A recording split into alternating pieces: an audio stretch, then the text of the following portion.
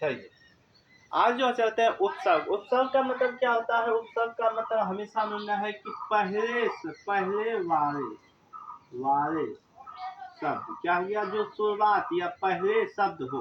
क्या उपसर्ग का मतलब जिसका प्रधान क्या हो, पहले हो, बाद में ना होकर पहले हो। प्रत्यय का मतलब बाद, और प्रत्यय प्रत्यय प्रत्यय प्रत्यय और जो है हमारे उपसर्ग दोनों आपस में क्या है, भाई है। लेकिन आज हम चलते हैं उपसर्ग भाई का। और तो उपसर्ग का मतलब क्या हुआ, जिसमें क्या हो, पहले या प्रथम प्रथम प्रयोग कर सकते हैं, जिसमें पहले हो। पहले का मतलब कहे कि भौजी, तो भौ पहले हो तो पहले क्या है, भौ। तो उसी प्रकार जैसे प्रतिनिधि, तो ये सब प्रकार से इसमें कुल मिलाकर 21 तो प्रत्यय होते। कितने? 21। क्या हो, 21 उपसर्ग होते। कितने उपसर्ग होते हैं? 21 उपसर्ग। तो 21 उपसर्गों में मेन जो हम टॉपिक बताए जिसमें दिक्कत होती है वो आपको, फिर भी हम 21 को लिख दिए हैं। तो इसमें जैसे हमने लिखेंगे अति। अति का मतलब होता है अतिशय। अतिराम भी कह सकते हैं, अतिशय भी कहते, कुछ भी लिखा हो, लेकिन अति पहले लिखा हो। तो आप जैसे यहाँ लिखा अतिराम, तो राम से हमको कोई मतलब नहीं, राम बाबा को हटा देंगे। लेकिन हमको क्या मतलब है, अतिशय से मतलब क्या है, अतिशय से मतलब है। उसके बाद है अधिकार। अधिकार के मतलब क्या हो गया, अधिकार के मतलब यह अधि जिसमें हो, तो अधिक किसमें हो गया, ये अधिक प्रयोग है प्रत्यय। उसके बाद अनुसार। अनुसार के मतलब क्या है, अनु जिसमें हो, तो अनु क्या हो, अनु के रूप इधर कुछ भी लिख सकते हैं, अनुसार। उसके बाद अपनाम, तो अपनाम का मतलब जिसमें अप का प्रयोग हो, क्या हो, अप, और अप का प्रयोग हो, उसको हम क्या कहते हैं, अपना। अभी का मतलब एक प्रतिक्रिया होती है, उपसर्ग होता है। तो अभी इसमें क्या है, अभिषेक, तो अभी जिसमें हो, तो अभी कौन हो गया, इसमें कुछ भी लगा सकते हैं अभी से। जिस अंतिम पद क्या हो गया, अभी, तो अभी क्या हो गया। उसके बाद अवकाश, तो अवकाश, जैसे अवकाश है, तो अवकाश में अंतिम पद पर इसमें तो क्या है, हम 21 में देख देते हैं। उसमें क्या हो गया, अब, आ, उप, उत, दुस, दुरस, नीर, निस, परा, परि, पति, वि, सम, दु, निशु। तो इस प्रकार से होता है 21 प्रत्यय। ठीक है, जैसे यहाँ लिखा गया है, जैसे आम, तो आम में कौन है, आ प्रत्यय है, आ उपसर्ग है, क्या है, आप उपसर्ग है। और अवकाश में क्या है, अब उपसर्ग है। उसके बाद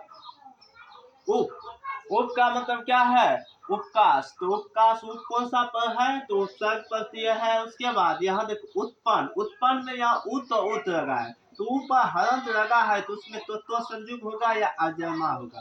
तो उत्पन्न क्या हो गया, या उत्पन्न जिसमें लगेगा तो उसको क्या कहेंगे, जिसमें तो संयुग हो, तो उसी को क्या होगा, उत्पन्न। जैसे दुर्गम, जैसे दुरस, तो दुरस लगा है, तो ये क्या होगा, लेप के रूप में पड़ेगा। किसमें, लेप का रूप, इसी में होगा दुर्गम, दुरस्य। इस तरीका से शब्द होता है। दुर्गम कौन सी उपसर्ग है, तो क्या है, दुरस, तो क्या है, दुरस।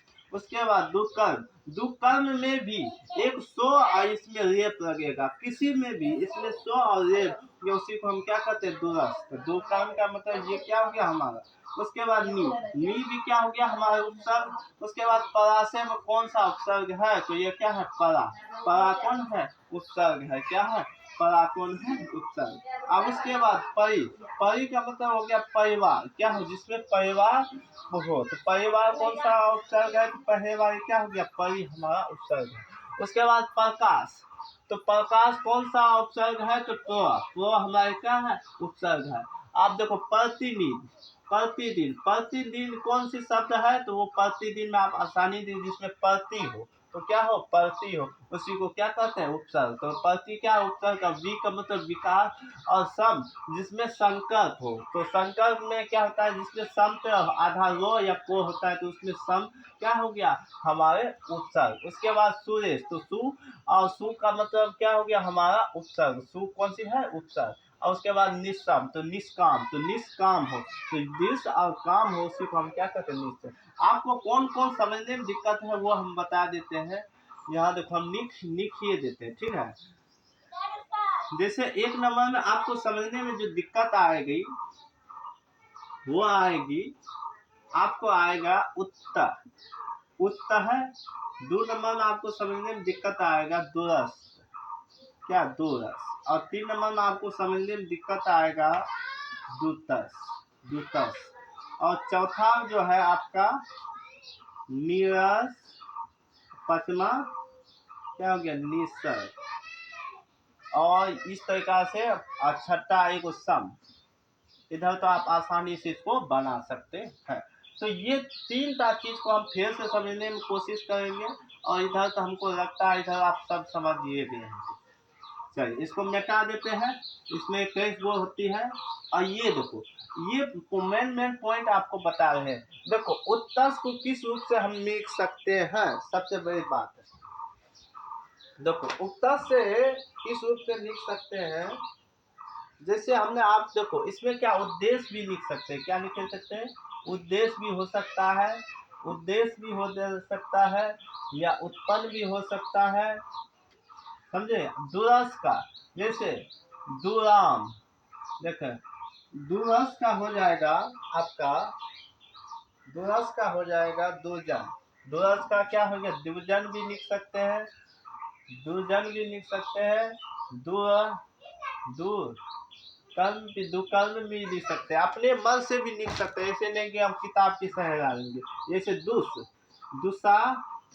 दुशासन, तो दुशासन भी लिख सकते हैं, जिसमें स्व का आधार स्व संयुक्त हो। निरस का मतलब निर्देश, निर्देश भी हम लिख सकते हैं, निर्देश। तो निर्देश का मतलब निरस हो गया। और उसके बाद निदेश, निकाम, निकाष्टामा, निकाष्टामा किस निष्कामा, सम का सम, संपन्न, संपन्न क्या हो गया संपन्न। इस रूप से इसका प्रयोग होता है। तो ये क्या है 21 खंड से विद्यमान है, और समझने में ज्यादातर ये तरीका से दिक्कत होता है। उत्तर, दूरस, दूरम, निदा और निरस या संभव।